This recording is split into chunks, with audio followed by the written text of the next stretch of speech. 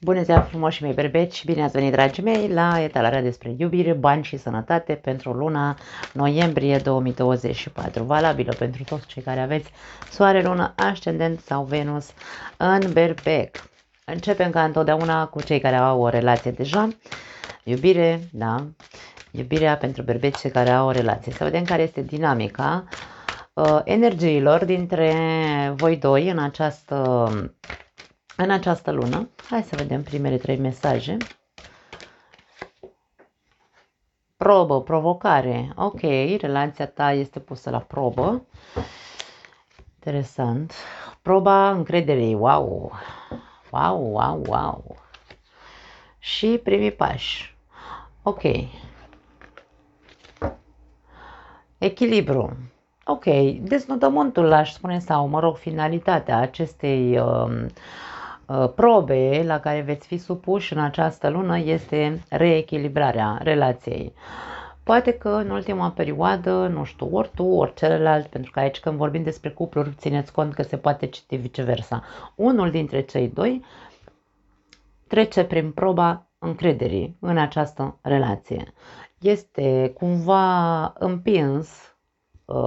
împinsă această relație de aceste energii, de acest univers, este împinsă să intre în această provocare, să accepte această provocare pentru a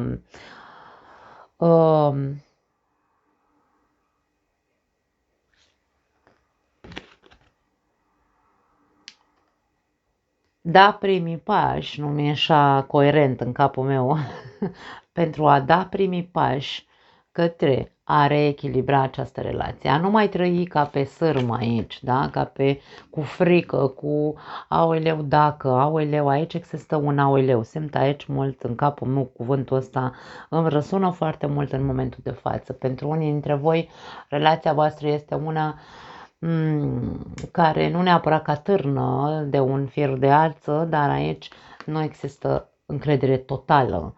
Frica există, este prezentă și aici trebuie acceptată această provocare în a face primii pași către a reechilibra. Da? Provocarea este, hai domne, să vedem cum facem să nu mai trăim în frici. Să nu mai fie frică ce se poate întâmpla mâine în relația mea sau cu relația mea. No. Este testul încrederii, îmi vine să spun, sau a recuperării încrederii unul în celălalt. Hai să vedem. Ce spune tarotul? Cum putem să combinăm aceste mesaje cu cărțile de tarot? Interesant cum vin mesajele. Hai să vedem. Berbecii mei frumoși. Prima carte, 2 de monede. Doiul de monede are conotația de echilibru, da? Deci aici este nevoie să se reechilibreze, este foarte clar. As de spade trebuie discutat despre ce opțiuni avem cu relația asta. Eremitul. Trebuie discutat și pentru a găsi o soluție. Aici nu mai este vorba de, nu neapărat că nu se poate negocia, bineînțeles că se poate negocia, dar aici este vorba despre, ok, hai să vedem pro și contra în relația noastră, ce se întâmplă, de ce trebuie să stăm așa aici, de ce trebuie să existe un dezechilibru în relația noastră, de ce trebuie să trăim cu frică că, vezi, Doamne, cine știe cum, într-o zi o să vină unul dintre noi acasă și o să spună nu mai vreau relația asta, da? Aici există, am un sentiment de genul ăsta, da? Este momentul să se negocieze, este momentul să se discute într-un mod foarte înțelept, matur, da, ca doi adulți în care punem cărțile pe masă și zicem ok, trebuie să rezolvăm situația. Ca să recuperăm din nou încrederea în relația asta. Hai să vedem mai departe. Lumea. Regina de monede. Rege de spade. Aveți diferențe între voi. Unul dintre voi este mai rece, mai retras, preferă să stea așa mai, să se izoleze în momentul în care are gânduri, iar celălalt este foarte mămos. Mare grijă cu energia reginei de monede, pentru că este persoana care stă așa și îl bibilește pe celălalt toată ziua și îi dă așa cu lingurița să mănânce, ca și cum ălălaltul nu este el un adult în toate formele lui și nu știe să își pună o ciorbă în farfurie, nu? Mare grijă cu atitudinea asta, pentru că asta strică. Cumva îmi vine să spun, de foarte multe ori generozitatea reginei de monede face foarte mult rău, pentru că îl face pe celălalt cumva să se simtă, nu să se simtă, să se acomodeze, ca și cum are dreptul să îi se facă toate lucrurile și după aia, când el are ceva de discutat, preferă să întoarcă spatele, se duce în altă cameră, nu vrea să vină față în față și să discute despre lucruri serioase, da? Aici vorba despre, ok, dacă tu ești mamă, de exemplu, comportă-te cam cu copilul ca fiind o mamă, nu cu soțul. Asta e ideea aici. Aici vorba despre a încheia anumite comportamente. Regina de monede trebuie să-și încheie odată comportamentul de mamă în legătură cu partenerul de viață și să pune mâna să fie realistă, da? Și să zică, bă, stai puțin că nu sunt mama soțului meu, ci sunt nevasta lui. Trebuie să fac lucruri de nevastă, nu de mamă, doar, da? Interesant, nu?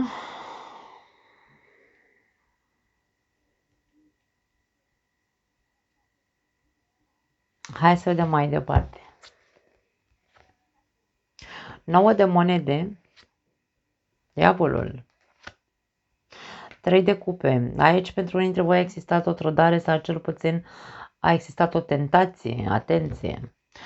8 de bâte. Conversații la distanță. Nu știu dacă este vorba despre unii dintre voi care ori abia acum aflați, poate să fie, că în luna noiembrie veți afla. De-aia vorbim despre faptul că relația voastră e pusă la probă. Ori tu, ori celălalt, unul dintre voi, că aici vorbim despre un cuplu, are nevoie de validare și va găsi validarea în exterior. Atenție, aici o mare, mare, mare avertizare și de-aia vorbim despre faptul că se va duce naibii încrederea între voi doi. Dacă încă nu s-a întâmplat, dacă nu aveți încă informațiile, da, și abia acum e posibil, Doamne ferește, să se ajungă la această probă a relației voastre în luna noiembrie,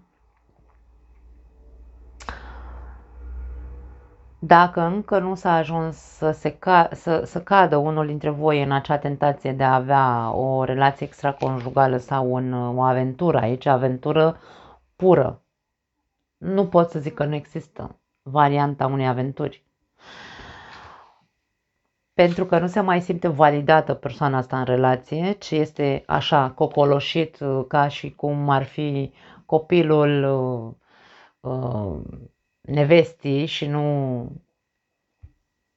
soțul, da? Și validarea are nevoie de validare pe plan sexual și normal nu te mai simți atras de nevasta ta când ea face de mamă. Atenție! Femeile din această relație, nu contează că ești berbeacă sau nu. Dacă ești partenera berbecului și tu faci de mamă partenerului de viață, mare atenție că s-ar putea să îți iei surpriza să afli că partenerul tău te-a înșelat pentru că tu ești mamă în loc de femeie. Da. Asta a atras foarte mare atenție. Aici e vorba despre conversații la distanță. Poate că vei afla niște conversații, vei vedea niște conversații pe telefonul partenerului. Nu știu, aici e vorba de o alertă. Relația ta va fi pusă la probă în această perioadă. Dacă nu s-a întâmplat, dacă tu ești cel care ești tentat pentru că, vezi, Doamne, partenerul tău este mai mult părinte decât partener de viață, încearcă să nu-ți lași ego-ul, pentru că diavolul este partea noastră egoică, obscură, da? Nu-ți lăsa ego-ul să te manipuleze și să zică, vai, dar ce, păi, dar la cum arăți tu și la cum ești tu de deștept, de frumos, de nu știu ce, stai tu așa, nu știu, ia uite câtă lume, la câtă lume atragi tu atenția, aici e foarte mare, atenția e atrasă foarte mult în exterior, ești foarte magnetic, probabil, și aici ți se umflă ego-ul așa mult și zici, wow, de ce să nu? Nu face de-astea. Nu face de-astea. Dacă ai ceva de zis, pune mâna și zi celuilalt. Lasă alte opțiuni care consideri tu că nu o să afle nimeni, că vezi, Doamne, te duci tu nu știu unde, în ce oraș și nu o să afle, o să se afle. Da? Deci aici, mare grijă berbecilor care sunteți aici cu capsa pusă și sunteți așa voi foarte vai, cine mi eu și am invitații peste invitații și mă las aici sedus de aventuri. Nu. Pentru că aici pornim cu două opțiuni, poate fi pentru unii dintre voi, da? Să aveți două opțiuni în care voi considerați că n-are cum să se afle, pentru că sunteți în orașe diferite, familia e familie acasă, tu ești, nu știu, călător prin lume și n-are cum să afle partenerul de viață. O să afle, că aici, uite aici câtă bârfă e, o să vezi cum o să afle. Cam asta e ideea. E o lună de probă pentru cei care sunteți într-o relație, proba încrederii, proba, vedeți ce faceți, aici aveți atenționările, deschideți-vă mintea și vedeți că dacă sunteți femeie, bărbat, nu are importanță, dacă faceți pe părinte și nu faceți pe soț sau pe soție, aici totul se duce la naiba. O să cădeți în tentații, o să, nu știu, sau o să o luați pe cărări, pentru că diavolul vine cu energia, nu neapărat a tentațiilor, ci da, ba da, în final va fi o aventură, da? Dar, hai că sună la ușă, aștept un pachet, nu știu dacă s-a trezit fetița mea să meargă imediat. Da, deci după cum spuneam, finalitatea este o aventură dacă nu avem capacitatea să ne dăm seama la timp că ne simțim,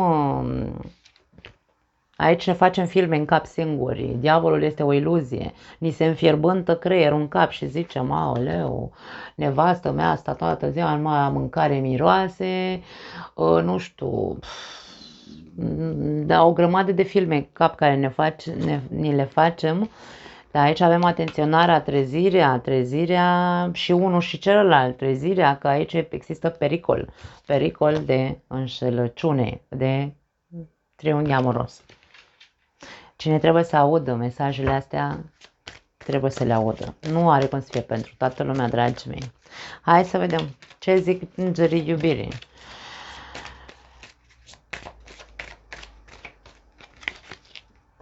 Separare. Nu, eu aici nu văd separare, din contră văd negociere, văd anumite separare, poate fi pentru cei care deja s-a întâmplat de prea multe ori aici trădări, da?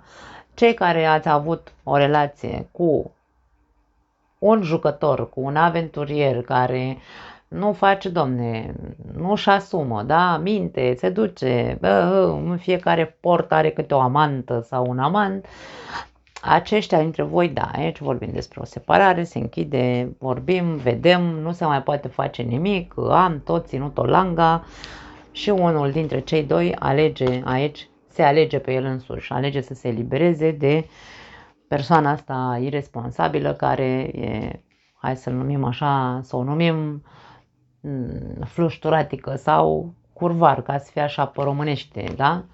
Mă rog, mă înțelegeți, îmi cer scuze. Da, separare pentru unii dintre voi. Pentru alții dintre voi, nu știu dacă e vorba despre o separare, este vorba despre a lua o distanță, a pune distanță între tine și celălalt pentru ce? Pentru, nu știu, eu nu vă sfătuiesc să luați distanță. Vă sfătuiesc să vă treziți. La timp. Să nu se întâmple. Da? Iubire sinceră. Eu sunt convinsă că mulți dintre voi care aveți o relație și aveți probleme de genul ăsta, între voi când v-ați luat din iubire. Deci aici nu e vorba despre m-am luat pentru că, nu știu, bla bla bla. Nu, aici, domne, ne-am luat pentru că ne-a plăcut și ne-am iubit. Punct. Atrageți sufletul pereche. Nu știu de suflete pereche aici, ce legătură are una cu alta, nu cred că are nicio legătură. Probabil că aici vorbim despre o relație, de ce nu, între două persoane care s-au iubit cu adevărat, putem să le considerăm sau nu suflete gemene, suflete pereche, cum vreți voi. Ideea este că există pericol în această perioadă și trebuie să fim conștienți de faptul că un comportament de părinte și nu de soț-soție, amant, n-are cum să ducă decât la alte tentații din exterior. Și am să mai fac o paranteză aici ca să completez. Dacă partenerul de viață în această perioadă îl vezi că este așa foarte retras, îl vezi că este așa într-un fel în lumea lui cu capul în nori, îți vorbește despre persoane din exterior, îți vorbește despre persoane noi pe care le-a cunoscut acum recent, acolo să-ți facă clicul. Trezește-te la timp. Ca să începi discuția cu cărțile pe masă și să spui ok, nu-ți mai place de mine? De ce nu-ți mai place de mine? Sunt prea mămos sau sunt prea cu minte, sunt prea miros a ciorbă. Care-i treaba aici? Trebuie discutată problema. Și în același timp aș mai da un sfat aici în general pentru persoanele care nu contează că sunteți bărbați sau femei, pentru că și bărbații păcătuiesc în a fi așa. M-am însurat, domne, uite, zona de confort, eu sunt, dacă mai sunt și părinte aici, nu mai fac nimic pentru nevasta mea, nu-i mai aduc o floare, nu mă mai scot în oraș, nu, habar n-am, fac doar așa, de părinte și de, cum se spune, de provider, nu? Nu, dragi mei, păi ce facem aici? Și dacă ești femeie, ești tu la fel, nu sta doar la cratiță, du-te și tu și mai fă-ți un păr, mai machează-te, mai puneți un parfum scump pe tine, că aici tentațiile din exterior sunt foarte mari și de pe o parte și de pe alta. Dacă ne complacem în poziția asta de sunt căsătorită, e pentru totdeauna? Nu e pentru totdeauna, nimic nu e pentru totdeauna. Uite ce repede se poate termina. Ia uite. Imediat se poate termina.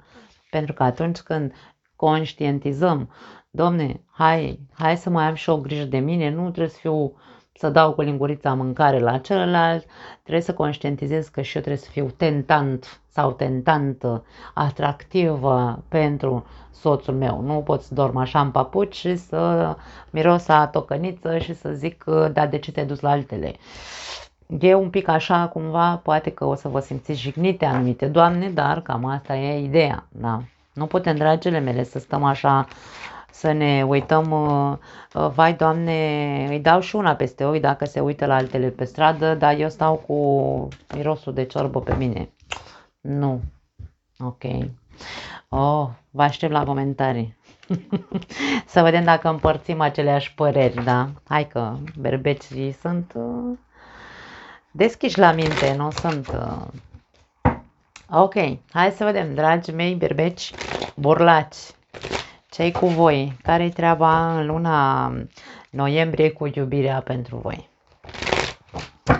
Să amestecăm bine cărțile, stai să las setul ăsta pe aici, pe departe de mine, că dacă nu, mie că le iau tot pe el, din greșeală. Avem aici toate seturile de cărți separate pentru fiecare secțiune în parte, un set de cărți. Hai să vedem. Berbecii mei frumoși, voi cei singuri și la voi a sărit, wow, aceeași carte, foarte tare. Berbecii sunt provocați în această lună, da, știu că am făcut etalarea cu provocările, dar nu are importanță. Voi mai aveți parte de o provocare din punct de vedere emoțional în această perioadă, voi cei singuri, da? Bun, și cei care au deja o relație, multe provocări pe berbeci. Hai să vedem încă două cărți. Oportunitate, wow, mai ai o oportunitate. Repetiție. Nu. La voi e foarte interesant, e diferit. Avem aici a fi recunoscător. E ca și cum viața, în momentul ăsta, noiembrie 2024, acest univers vrea să îți aducă o repetitivitate în viața ta, fie o persoană cu care ai avut o relație în trecut, fie o relație asemănătoare, vei repeta ceva.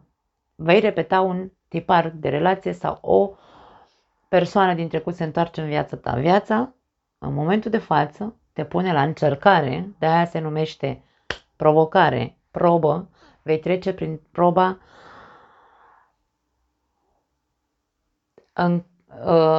ești pus la proba oportunității. Dai o nouă oportunitate să repeți aceeași poveste sau zici să rămână pentru masă și mergi mai departe. Asta simt aici.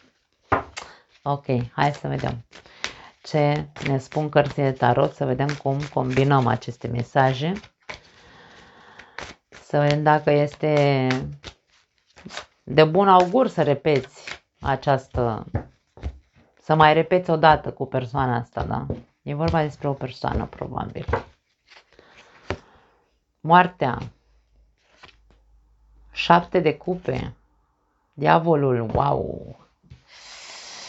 Foarte tare luna noiembrie pentru berbeci. Măi, oameni buni, aici este vorba despre, ok, dacă tu ești pus la probă în această perioadă, este ca să poți să ieși din dubii. Tu ai foarte multe dubii în capul tău, tu nu știi ce să faci în privința unei persoane, e ca și cum, domne, nu pot nici cu ea, dar nici fără ea. Nu știu cine este persoana asta cu care tu ai avut o relație, poate a fost o relație pur sexuală sau pur de atracție foarte mare din punct de vedere sexual și te-a pus pe jar foarte tare persoana asta. Ideea este că te-a băgat într-o mare ceață. Habar n-ai ce să faci. Nu știi nici măcar ce simți. Nu știi cât poate fi de reală relația cu persoana asta. Poate fi doar în mintea ta, atenție. Poate că tu îți faci o telenovelă continuă și îi faci acestei persoane un loc imens în capul tău. Dar nu știu dacă este benefic pentru tine, pentru că aici a apărut cartea Moartea și zice, ajunge berbecule odată, nu îți mai zice povestea asta, nu te mai învârti în cercul ăsta. E ca și cum tu trăiești de o anumită perioadă încoace, trăiești în mintea ta o poveste iluzorie în legătură cu cineva care te atrage foarte tare și nici tu nu înțelegi de ce. Moartea vine și spune, îngroapă odată povestea asta, pentru că te duce din ce în ce mai mult la fund, te duce din ce în ce mai multă confuzie. De aia vorbim despre o provocare ești provocat să nu mai repeți aceeași poveste mentală, îmi vine să zic, e mult mai mult mentală decât fizică, aș spune. E ca și cum ai vise erotice aici cu persoana asta, ești, wow, disperat aici. Nu știu ce se întâmplă în mintea ta. Da, poate exagerez, dar eu când văd diavolul nu exagerez, mai ales lângă 7 de cupe, nu exagerez niciodată, nu. 7 de monede, 4 de cupe și steaua. Fă-te bine, vine să zic. Fă-te bine, du-te la terapie, pentru că ai o problemă aici, te duci pe cărări.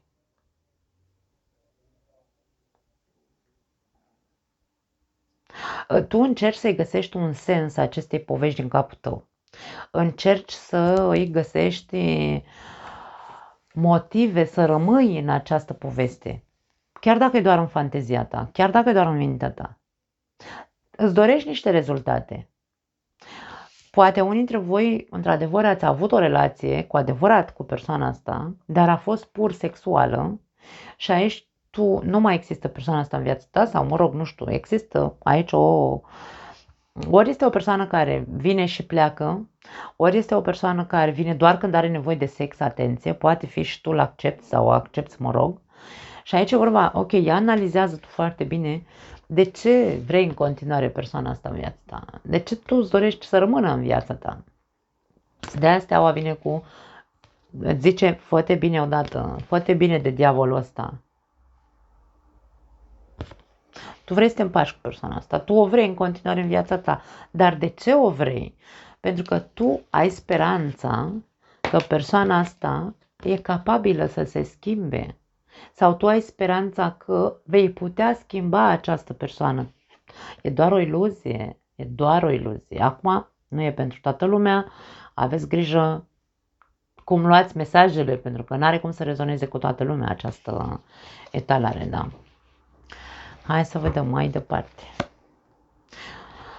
Cavaler de cupe, 3 de cupe, 2 de monede. Eu cred că tu știi că ai de-a face cu un jucător aici, tu știi că ai de-a face cu o persoană instabilă din punct de vedere relațional, nu este o persoană în care să ai încredere că poți să ai o relație stabilă și echilibrată.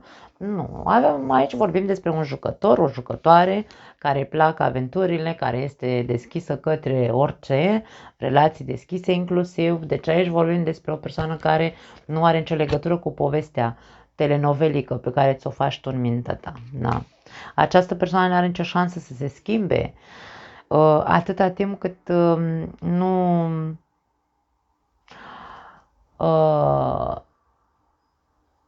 ajunge în energia maturității. În momentul de față este într-o energie a jucătorului, nu pot să zic altceva. Îi place să cucerească, îi place să se ducă, îi place să se joace pe 2 fronturi, pe 3 fronturi, pe câte fronturi vrea mușchiul lui aici, da, al ei. Aici vorbim despre faptul că, indiferent cât de mult îți dorești tu în interiorul tău, ca această relație între voi doi să aibă oportunitatea de a fi una serioasă, nu ai cu cine. Îmi pare rău să văd acest aspect. Pe tine te văd într-o energie, hai să spunem așa, de... îmi arată faptul că îți dorești ceva serios cu persoana asta, dar nu e persoana care tu ți-ai construit-o iluzoriu în mintea ta, o idealizezi prea mult, crezi că se poate schimba.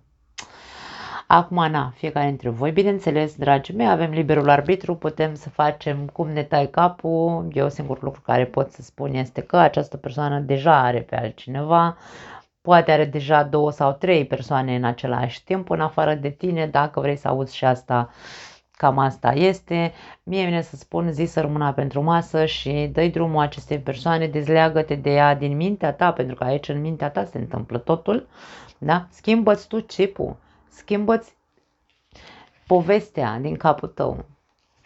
Tu trebuie să omori povestea. Așa cum tu ai construit-o, tu trebuie să o omori, nu poți să zic altceva. Pentru că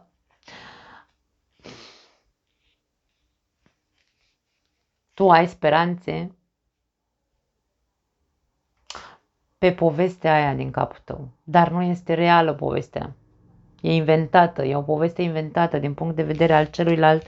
El este super ok având multe alte persoane la activ în același timp. Dacă trebuie să te duci la o petrecere sau, nu știu, la un eveniment, probabil că acolo te vei întâlni cu această persoană. Și este probabil cea mai bună manieră în care să zici să rămână pentru masă, nu mai îmi trebuiești, da. Îmi pare rău, dragii mei, poate mulți dintre voi nu vroiați să auziți așa ceva, dar cam asta este ceea ce vor să ne spună cărțile. Hai să vedem ce ne spun îngerii iubirii.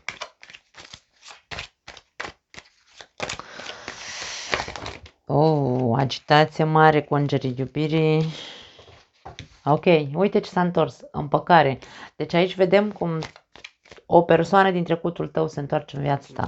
E foarte clar că tu ești cel care își dorește împăcare. Ok, altă carte. Am mai sărit 2, le luăm.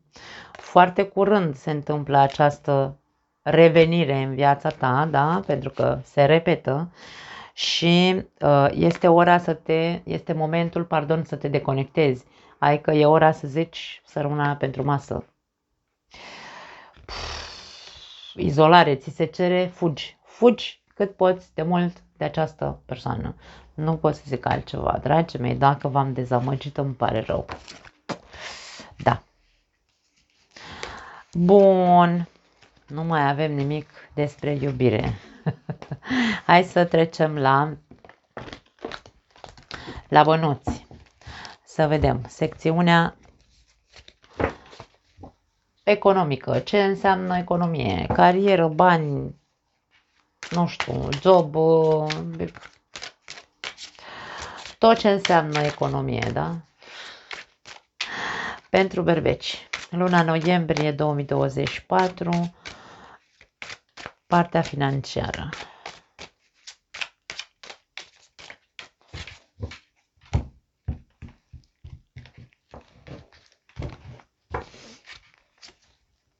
Zece de spade, se termină o agonie, se termină o perioadă complicată din punct de vedere financiar, poate termin de plătit nu știu, poate a avut o rată sau ceva, aici în sfârșit începi să respiri, în sfârșit începi să te ridici la suprafață.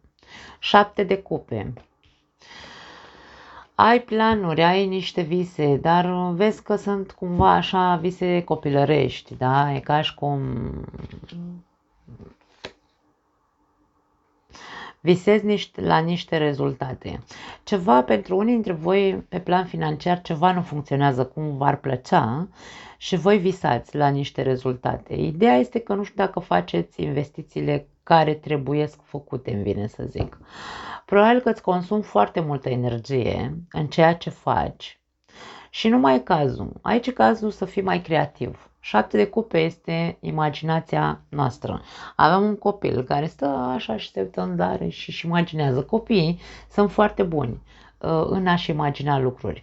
Poate că ceea ce ți se spune este că dacă tu vrei să ai niște rezultate cu adevărat, în loc să te consumi, să faci fizic până nu mai poți și cazi lat la pământ, pune mâna și încearcă să fii cât mai creativ posibil și vei vedea rezultate diferite. Da? 2 de spade. Interesant aici. 9 de cupe. Uite creativitatea care zace în tine. Aici persoana asta este gravidă. Are un proiect în interiorul ei. Nu-l mai amâna. Tu amâni aici să amâni. Amâni proiectul ăla. Și automat, normal că rezultatele întârzie să apară. Atâta timp cât tu dai zi după zi și te extenuezi cu alte lucruri și nu faci ceea ce cu adevărat aici îți dorești și visezi, cu atât mai mult rezultatele întârzie să apară. 6 de monede. Întârzie să apară rezultatele, insist. E momentul să începi să faci așa cumva, îmi vine să zic, să pui mâna să vezi pro și contra, pentru că 6 de monede e o carte a echilibrului, da? Cât sunt a balanței, pun pe o balanță, pe un taler, pun cât de mult timp pierd făcând alte lucruri care mă extenuează, în loc să fac, da, pe celălalt taler proiectul meu, în loc să îmi pun atenția, toată atenția pe acel proiect. Da? Ce e ăsta? Nebunul. Pajul de monede și turnul. Unii dintre voi probabil că sunteți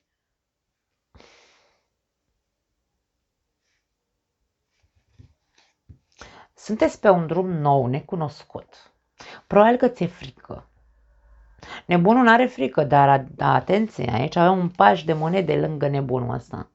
Pajii sunt personaje fără experiență.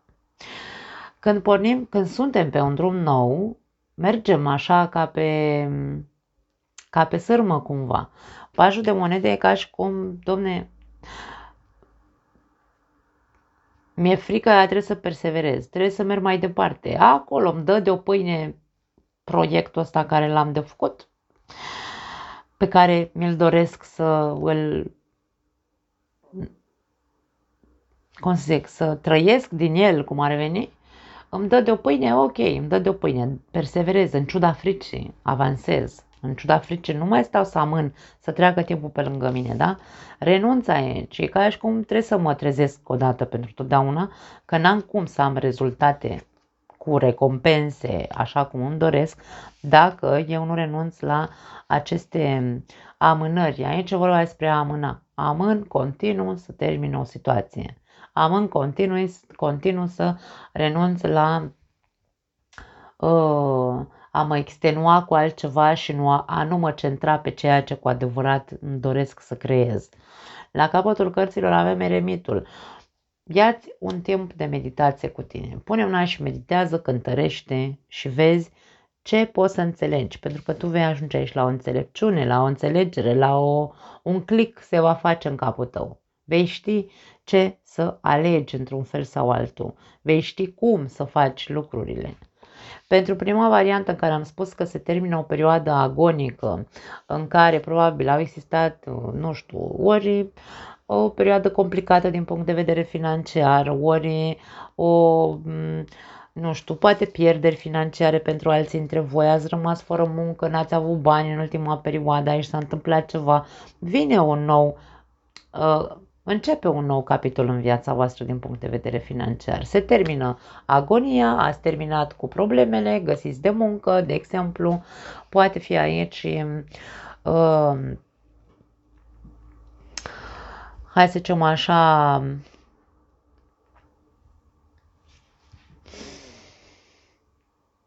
curajul tău, într-un fel sau altul, de a zice, de a te ridica atât de repede de la pământ. Berbecul se ridică foarte repede. Berbecul poate să sufere 2 zile, 3 zile, 5 zile, 2 săptămâni. Dacă când se satură de stat așa, plângându-și de milă, se ia pe el însuși și zice, haide mă să mergem, că nu mai avem ce să facem aici. Degeaba stăm și ne plângem și ne tăvălim că nu ne rezolvă nimeni treaba. Și aici alegi, într-un fel sau altul, să te ridici de la pământ singur, din nou iluzionat, lasă, domne, că fac eu bani din nou, lasă că o să trebuiască să văd cum să fac lucrurile diferit, da, să nu mai fac lucrurile cum le-am făcut în trecut, să le fac mai cu cap. Va trebui să văd și lucruri care nu-mi convin de la mine, poate că am fost prea impulsiv în anumite momente, am investit prost, de ce nu, pierderile pe care le-am avut pentru că nu am știut să, da, am avut impulsul ăla pur și simplu și poate că am pierdut aici, am pierdut bani, am pierdut afaceri, am pierdut joburi, am pierdut multe lucruri din cauza impulsului. E momentul să încep să văd și aceste aspecte la mine, da? Și aici e vorba despre, ok, lasă că eu pot să o iau cumva de la zero. Eu pot să mă ridic și pot să încep altceva, pentru că sunt o persoană creativă. Eu am făcut, toată viața mea eu am făcut banii, o să fac și data asta, chiar dacă, uite, am avut mai multe pierderi în ultima perioadă, nu are importanță, da. Dar aici vorbim despre persoane care în sfârșit se ridică, se ia pe ei înșiși și se ridică, Doamne, de la pământ, cu curaj, începe de la zero o altă afacere, un alt proiect, un alt job, o altă cale, da? Nu vor să mai fie victima propriilor greșeli, îmi vine să zic. Și e foarte ok așa. Hai să vedem, măi, tot vine musculița asta așa, ce mă enervează? Hai să vedem aici o carte din acest oracol. A arăta, aici, dragii mei, a învăța pe alții, aici vorbim despre unii dintre voi, poate că nici măcar nu sunteți conștienți, indiferent, aici nu vorbim doar despre a fi profesor sau educator la copii și așa mai departe, nu. A învăța pe alții, de ce nu, din propriile tale eșecuri, din propriile tale greșeli, din punct de vedere financiar mă refer, da. Tu poți să fii un speaker motivațional și să le spui celorlalți ce să nu facă sau să nu facă ca tine. Uite, deschideți un canal de YouTube și spune-le oamenilor cum ai eșuat tu în afaceri, de exemplu, și pune titlul așa, fă short-uri din astea și spune-le, nu faceți ca mine, oameni buni. Arată-le oamenilor, fii generos cu ceilalți. Rolul tău este să îi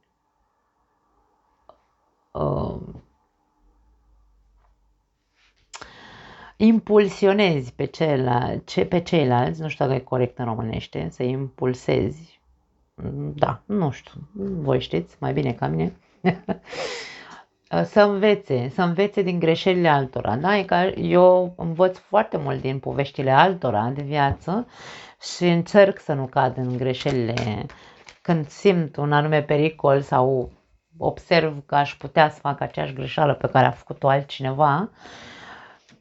I-am învățat mult în această viață în felul ăsta. Da.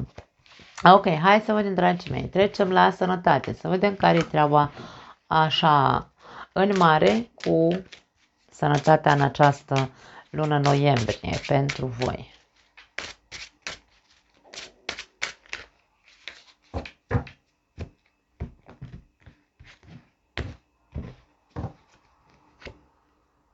Regina de monede, 9 de monede, 7 de bâte, nu o să văd probleme de sănătate aici. 3 de monede, foarte multe monede la voi, steaua, cavaler de spade, 4 de cupe, 8 de cupe, rege de spade. La capătul cărților 9 de bâte. Poate că unii dintre voi, da, sunteți obosiți, perioada a fost încărcată, într-adevăr, multe contracturi, ai cam uitat când să mănânci la timp, ai cam uitat când să dormi la timp sau nu dormi 8 ore ca orice om sănătos. Vorbim aici despre conștientizare, da? În momentul în care știm că, domne, uite, mă simt limitat. Nu 24 de ore pe zi nu sunt suficiente ca să mă pot organiza bine.